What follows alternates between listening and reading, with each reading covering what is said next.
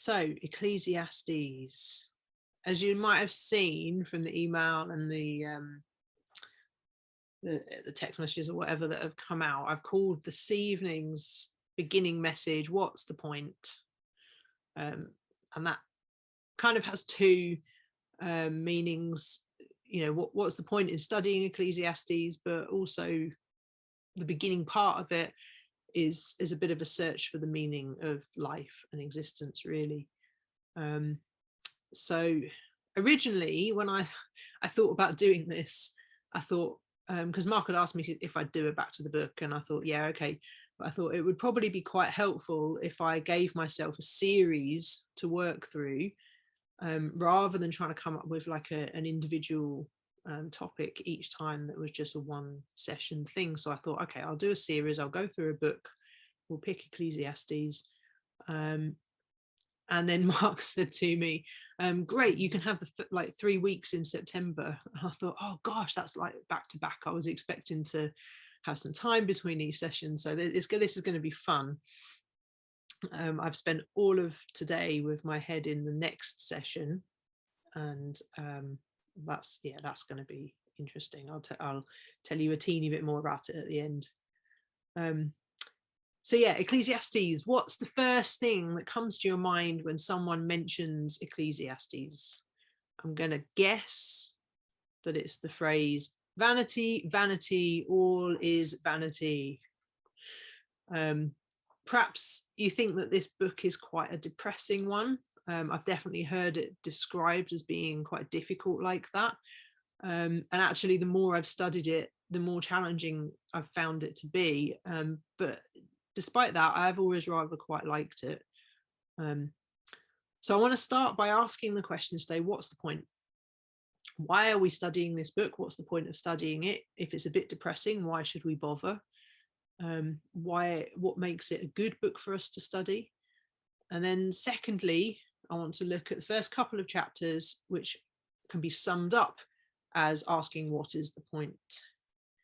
So we want to start, as we do with most of these things, by looking at who wrote this book. And that should be a simple thing, but as often ends up being, it's not straightforward. Verse 1 starts by saying, the words of the preacher, the son of David, king in Jerusalem. Now the word there for preacher is a Hebrew word. I can't pronounce it, so I won't try. It's used only 7 times in the whole Bible, and every single one of those times is in Ecclesiastes. So essentially, the author has used a name that we can't cross-reference anywhere else in the Bible. That's helpful, isn't it? But it doesn't mean that we can't know what it's about or kind of get a meaning of what it's about, because it's derived from another Hebrew word, which we do have a definition for. It's another word I can't pronounce, but the word that it comes from means to summon to assembly, to call together, to gather a group of people. So the definition given to this title that's been translated as preacher is given roughly as one who assembles others. The feminine ending denotes an office, i.e., one who addresses a public assembly and discourses on human affairs. The full meaning of the Hebrew term is not clear and does not connote formal orations or sermons to which we are accustomed today. That's a bit wordy, isn't it? I copied that from somewhere else. But essentially, he's a preacher, but he's not quite a preacher as we understand it. And I did wonder if he's a bit like a sort of biblical era influencer. He's able to address large numbers of people whilst he pontificates on life and what it means to be human.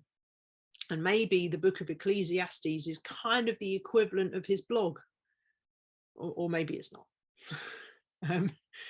But who is he?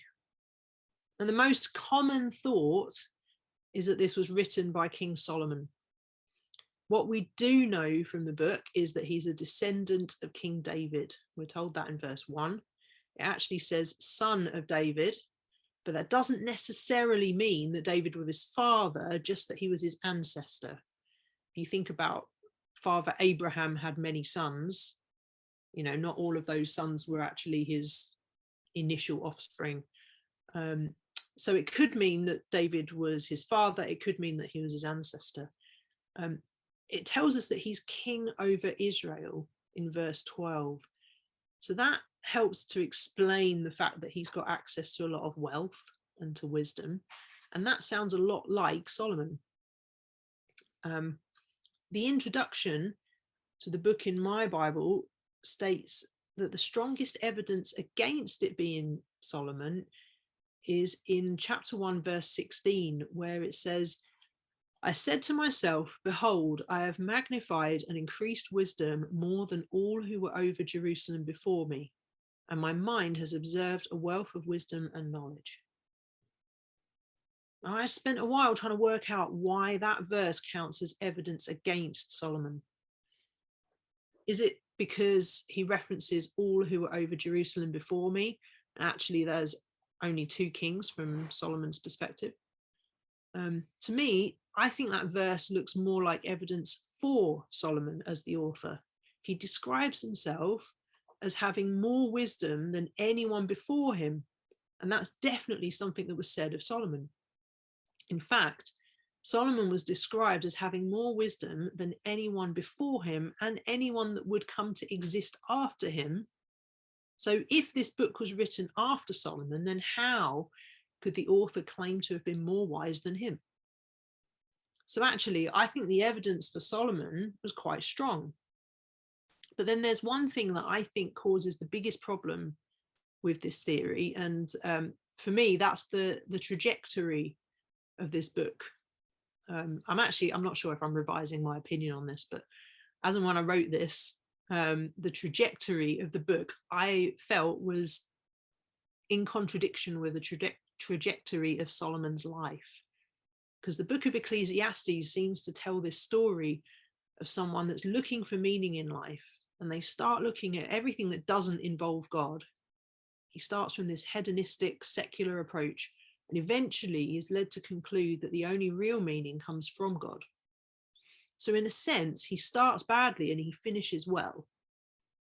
But when we look at the life of Solomon, he starts well and he finishes badly. So he starts off doing the will of God, serving him faithfully, but then in later life, his wealth and his power, they seem to catch up with him and pull him off track. And he falls into idol worship and some really quite bad stuff. So certainly I started out thinking that the trajectory of the book doesn't seem to quite fit with what we know about Solomon's life. Now, I will be upfront and say that as I keep on studying this, I'm not overly sure quite what I make of the trajectory of the book and whether it's actually as clear cut as I thought it was. But eventually we'll get into that, and you can keep trying to make your mind up as we go through if you want. So where does it leave us? Well, the introduction in my study Bible says it's best to treat the book as anonymous, and this is consistent with the fact that Solomon's name appears nowhere in the work. So that is my starting point. It might be Solomon, but it quite possibly isn't. At least I thought that was my starting point. And then last week, after Mark's teaching on Obadiah, he showed this brilliant little video overview of the book, and it made me think, oh, I should look that one up for Ecclesiastes. And that overview took this perspective that I hadn't seen anywhere else, and it made me panic because it was quite a curveball, and I was thinking, oh my gosh, I haven't spotted that. Is that right? Am I completely misreading this? And it said this statement: the teacher or preacher is a character in the book and is different to the author of the book.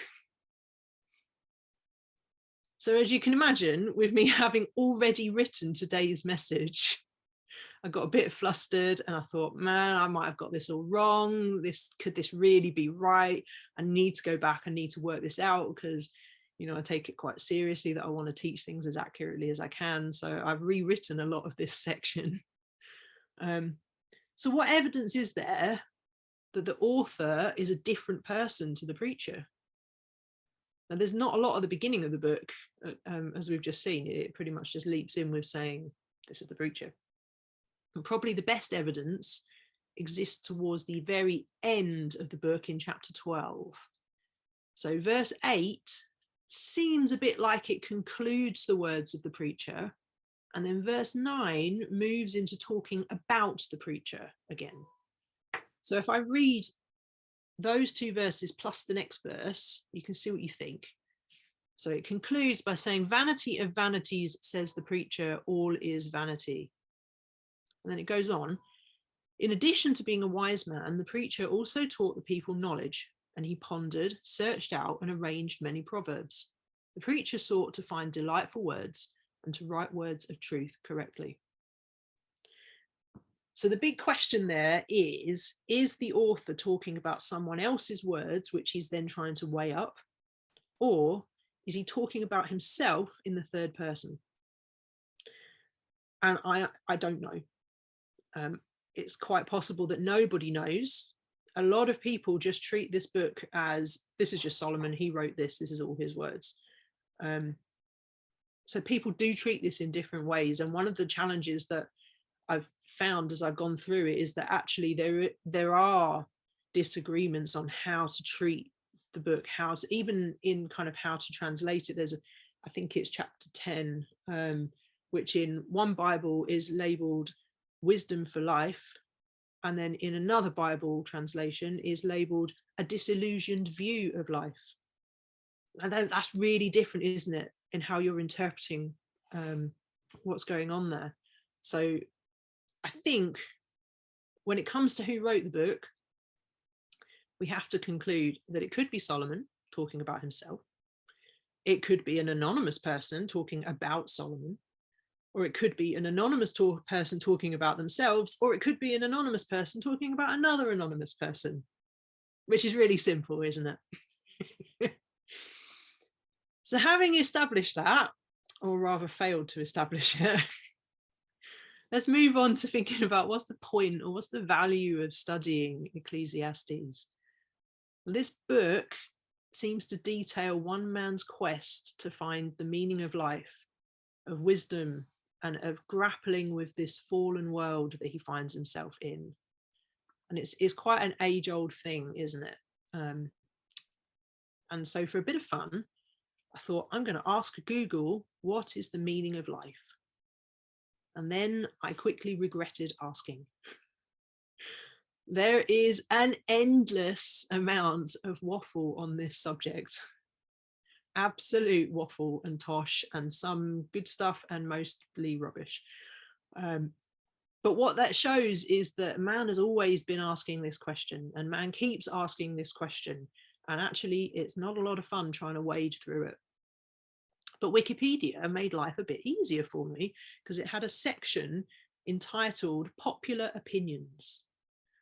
So here is some, not all, but some of what is listed that gives us a bit of an insight into the reasons why people believe they're here on this earth. Number one, to realize one's potential and ideals.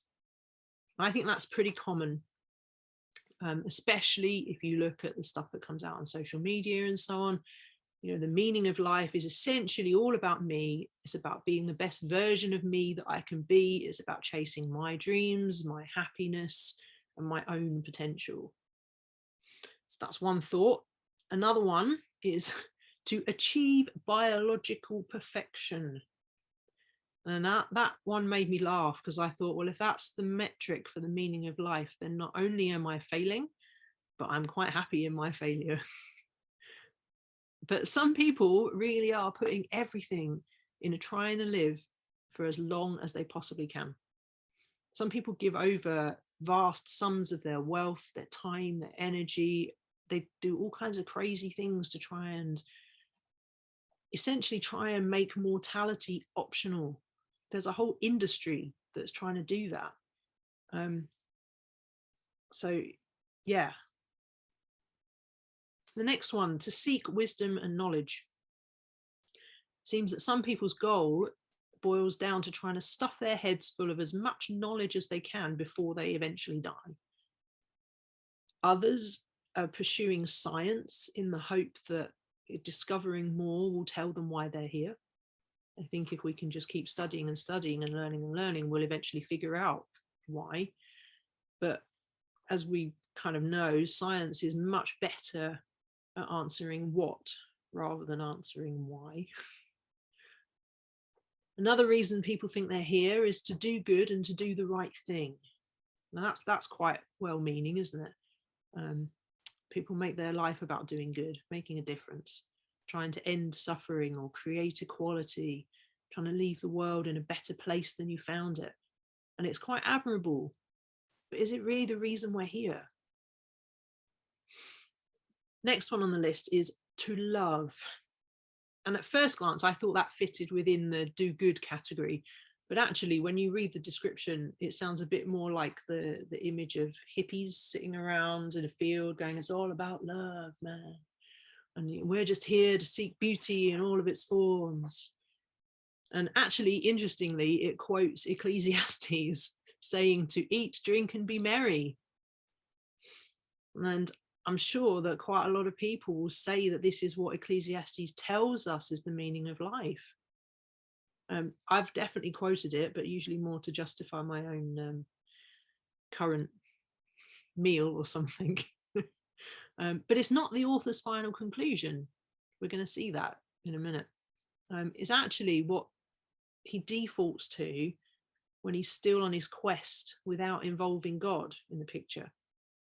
So his actual conclusion at the end is quite different. The next one was to have power or to be better. Well, some people literally want to rule the world. That might be the whole world, or it might be a small part of the world that they're in. Maybe their sense of meaning is derived from the fact that they're the boss of a company, or they're the head of the parish council, or something like that, somewhere where they hold some sense of power. And whether we like it or not, people do strive after power, and they often feel quite a sense of meaning or identity from it. The next one, probably the most depressing of all the viewpoints, is life has no meaning. Now that's really depressing. We're all here by chance. We have no intended purpose. Let's just give up. What is the point? And then the last one should not seek to know the meaning of life. And that's the ultimate cop-out in answers. It's also an example of what's called a circular argument. I don't know the meaning of life because we're not meant to know the meaning of life. And quite honestly, that kind of reasoning deserves a slap. But why am I telling you all of this? Why do we care what people think is the meaning of life? Well, it's because the point of studying Ecclesiastes is that here we have someone who had an unparalleled ability to explore all of these options and actually did so. Mankind keeps trying the same things over and over again to feel satisfied in life. But here we've got someone who could do it to a much greater degree than any of us will ever imagine or manage. So we should listen to the conclusion, shouldn't we?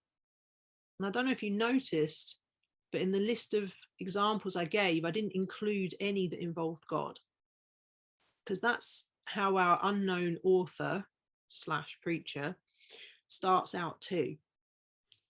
Although he mentions God, and he obviously believes in God's existence, all of his pursuits to begin with, they come from trying to satisfy his flesh.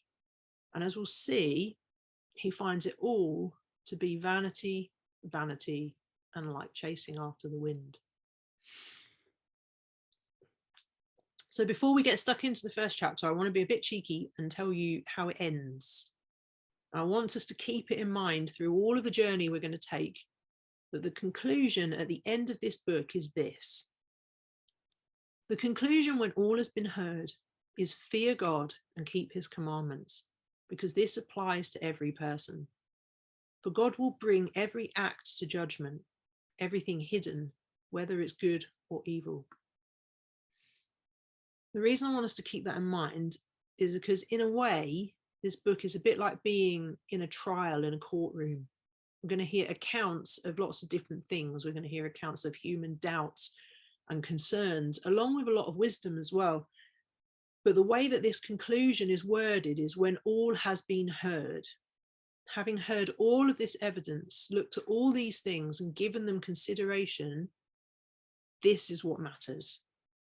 Fear God and keep his commands.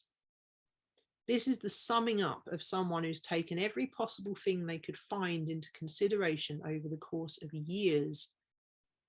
And that's his conclusion: to fear God and keep his commands. So we'll get stuck in from the beginning. And it's taken me a while just to get to the beginning, isn't it? The first verse, he introduces either himself or the preacher, but not well enough to know who he is. And then he kicks off with the famous phrase, "Vanities of vanities," says the preacher. Vanity of vanities, all is vanity. He's not pulling any punches, is he? It makes me wonder if someone had just shown him a bit of modern day social media. The way that this is worded in the Hebrew way of making it is the Hebrew way of making something a superlative. It's the strongest form it could be. It's not just vanity, it's utter, complete vanity. Now, some Bibles translate it as meaningless, but literally it's the breath of breaths. And it carries this meaning: all is utter emptiness. That video overview described it as being like smoke, something that appears to have substance, but when you try and grasp hold of it, there's nothing there. And again, I can't really help but think of social media for some reason. The next verse takes us through his thoughts that nothing under the sun is truly new. Generations come and go, but the earth remains the same. In verse 9, he puts it like this: that which has been is that which will be, and that which has been done is that which will be done. So there is nothing new under the sun. And at this point, he seems a bit weighed down by what he sees in the world, almost a bit depressed by it. A verse earlier, he says, all things are wearisome. Man is not able to tell it. The eye is not satisfied with seeing, nor is the ear filled with hearing. And what I take that to mean is that nothing's ever quite enough for people in fleshly terms. We can see and hear all manner of things and we're not satisfied. We still feel like we want or we need something more. And, how much do we still see that now? People who are rich, but they still want more money. We can go on nice holidays, but we still find ourselves wanting more. I can eat cake until I'm full and somehow I still want more. Not only does he see the ways in which mankind is fallen, but he sees that essentially the same patterns, they repeat themselves generation after generation. Verse 11 says, there's no remembrance of earlier things, and also of the later things which will occur. There will be for them no remembrance among those who will come later still. To me, there's so much truth in this, and it can be kind of summed up as we just don't learn. Mankind isn't truly improving from one generation to the next, but we allow history to repeat itself over and over again. I think it can be easy to see that in your kids, where you tell them why they shouldn't do something and yet they choose to do it anyway. If you're willing, you can see it in yourself too. That, I think I've lost track of the number of times recently that people have compared what's going on at the moment to the 1970s. Things just they come round again and again. And there's a sense in these passages that the author can see that mankind has fallen, and he can see that no matter what we try, we can't work ourselves out of it. Whether he realizes it or not at this point, he's identified already that we're in need of a saviour. Verse 15 says this: what is crooked cannot be straightened, and what is lacking cannot be counted. And what he's saying there is Things here are broken and we can't fix them. We're lacking, we're missing something, and what we're lacking is either too big for us to count, or perhaps we can't even get to the point of identifying what it is that we're missing. So the first thing he tries is something I think a lot of us default to when we're faced with a problem. He looks to his own wisdom. He tries to figure this out with his own brain power. He says, I set my mind to seek and explore by wisdom concerning all that has been done under heaven.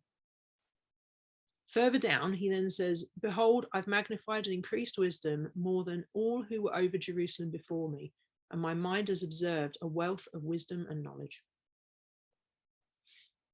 And it sounds like a lot like one of those points from earlier, doesn't it? Trying to obtain the meaning of life by gaining as much wisdom or as much knowledge as possible. And this guy was successful in many ways. You know, he quite humbly states that he's done a better job of becoming wise than anyone else before him. But what did he discover by doing that?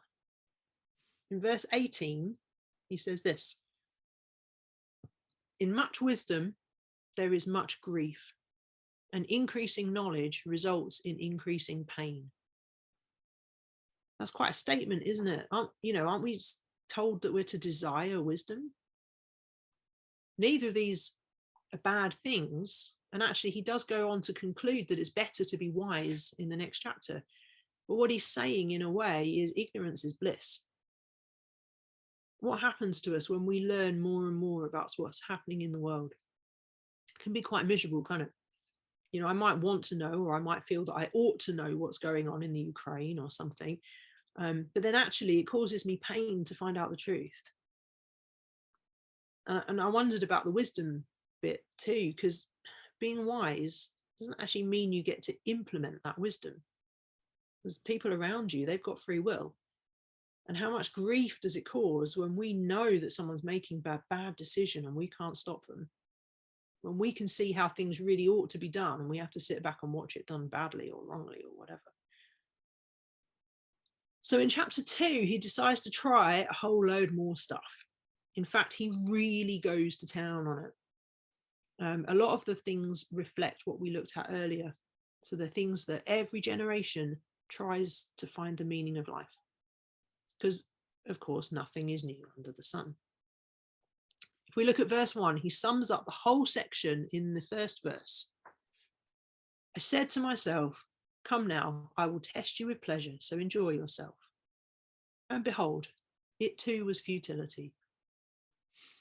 Remember, this guy has got access to more wealth and more power than any of us could even imagine. If life is about pleasure and enjoying ourselves and the pursuit of worldly happiness, then he stood the greatest chance of finding it. But if you look at his conclusion, it was futility. If you look the word futile up in the dictionary, it says serving no useful purpose, completely ineffective. You know, how many people find themselves thinking, if I had just a bit more money, or if I had a bigger house or a car or X, Y, Z, you know, but look at what the author was able to pursue here, right? I was to make a list out of that section of the different things that he was able to try in his pursuit for meaning. Top of his list, wine. He decides to see whether alcohol will make him happy. And I'm sure that a lot of us have tried that one. And it doesn't work. Estates. He builds houses for himself. Not just one house either, but several, with gardens that have got vineyards in them. So that's more wine. All kinds of fruit trees, ponds, forest. It sounds really beautiful. And, you know, if you think about all the different properties that the Queen owned and that Charles has now inherited, the land that comes with them, you know, that's the kind of thing that I picture here. But it wasn't enough. Next, it says he had slaves, or perhaps what we might understand as staff. You know, there's many times where I've wished that I had a cleaner. How much easier would life be if I could afford a cleaner? But he had so many slaves that they were marrying each other, and then they were having babies who then grew up to also become his slaves.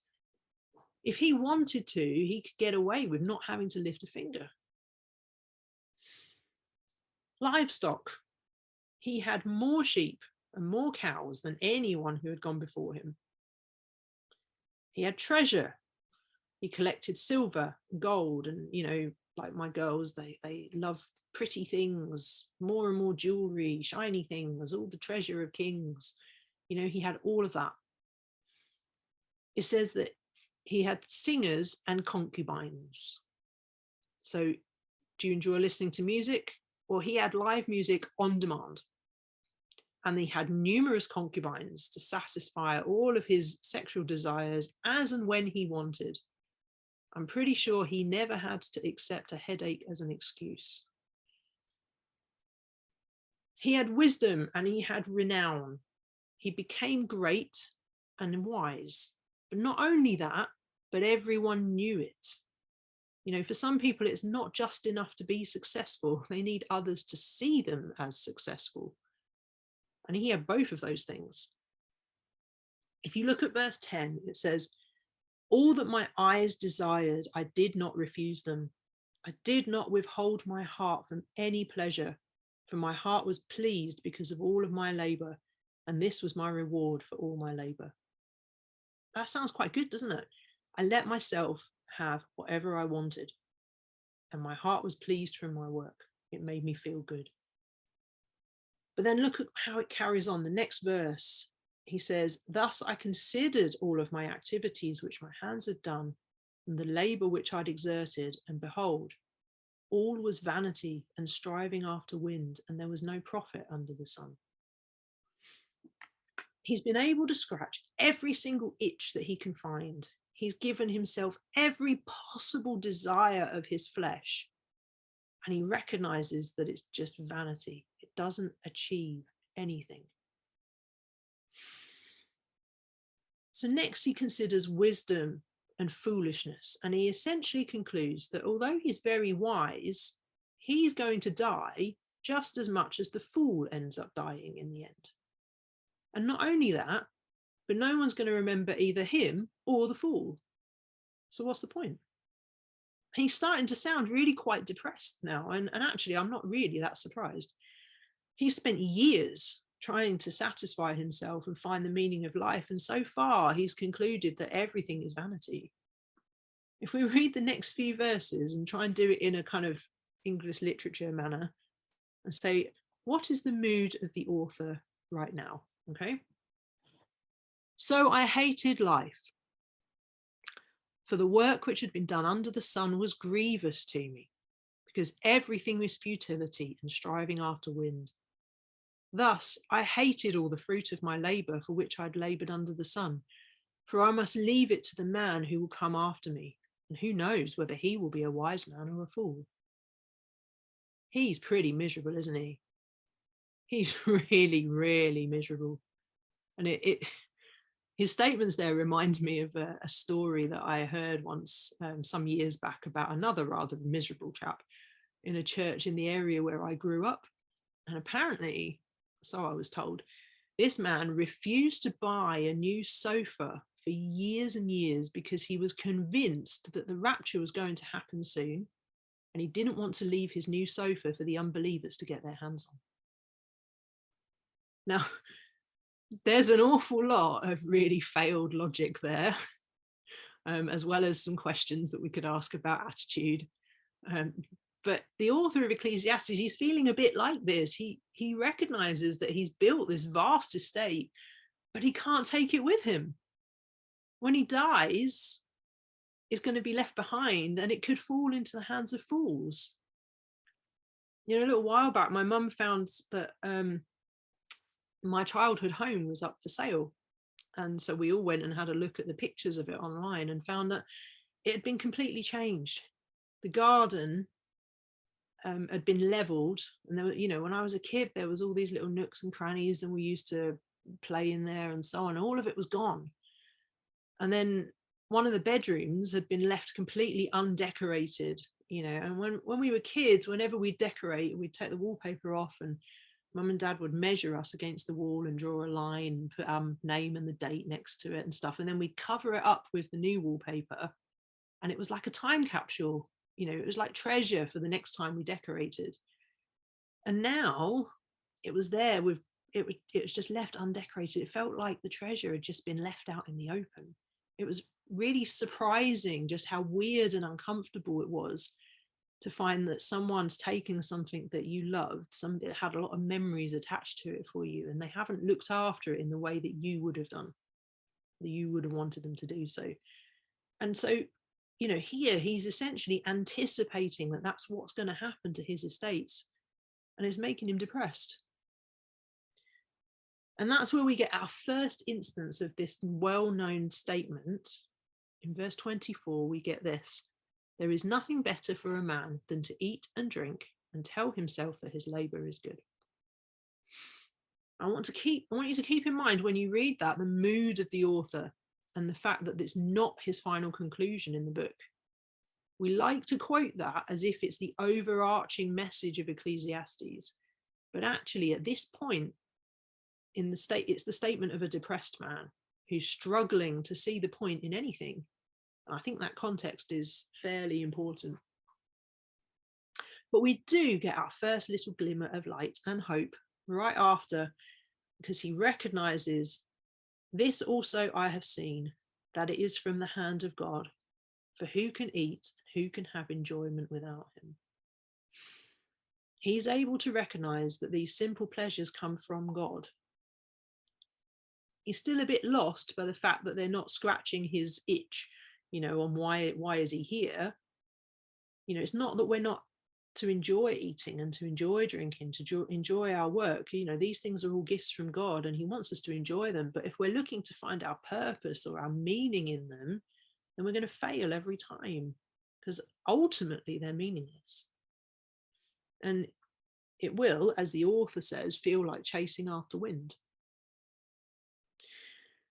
So to conclude, I want to add a couple of verses in for the New Testament just to ponder on as you go away from this. So obviously we're not finished by any means looking into what Ecclesiastes digs in. The first verse I want you to have a think about is in Romans 14, verse 17. It says, "For the kingdom of God is not eating and drinking, but righteousness and peace and joy in the Holy Spirit." Now, I need to be honest and say that the context of that verse is a little bit off when it comes to this discussion, because it's from a section about whether there are clean foods and unclean foods. But I think even when you keep that context in mind, what it's trying to say is God's kingdom is not about food and drink. So whilst we shouldn't be afraid to enjoy these things, they're still gifts from God. Let's not kid ourselves into thinking that that's what it's all about. The preacher in Ecclesiastes, where we've currently got to in this journey, he can't see anything better for mankind than to eat and drink and enjoy work. But as we can see, God's kingdom has much greater pleasures for us to pursue. It's righteousness and peace and joy in the Holy Spirit. And in those things, we will start to feel satisfaction. We will start to feel meaning. And I want to back it up as well with what Jesus says in Matthew 6, 19 to 20.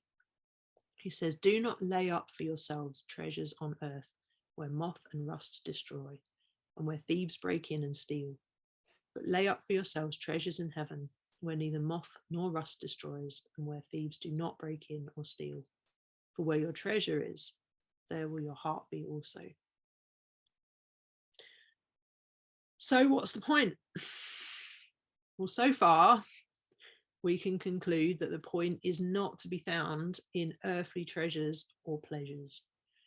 No matter how much we might be tempted to think that just a little bit more or a lot more of something will satisfy us, we can see that this guy in Ecclesiastes has already conducted this experiment far more extensively than we could ever do.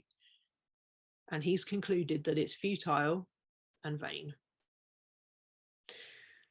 So next time, that's got us to the end of chapter 2. Next time, we're going to carry on try and work our way through. I've written about 4 pages worth so far. We're going to keep looking at these pontifications of the preacher while he wrestles with life on this earth. And I'm going to introduce you to my own biggest struggle with this book, the question that has dogged me since I decided to do a teaching series on this, because I thought, yeah, the beginning bit, that's pretty easy. What's the point? Life's not, the meaning of life is not found in earthly things. Brilliant. Yep, I can do that. And then you start to get stuck in a bit further, and this big question keeps coming up time and time again. And that's what I'm going to try and tackle next week.